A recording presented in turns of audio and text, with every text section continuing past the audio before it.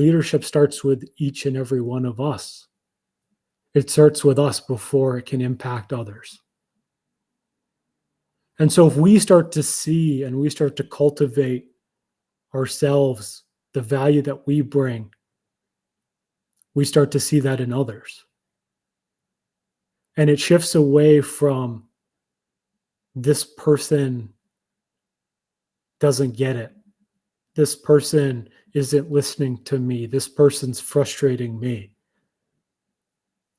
And it turns into, this person's really good at this other thing. Maybe I should let them do that instead of what they're doing now. That's leadership.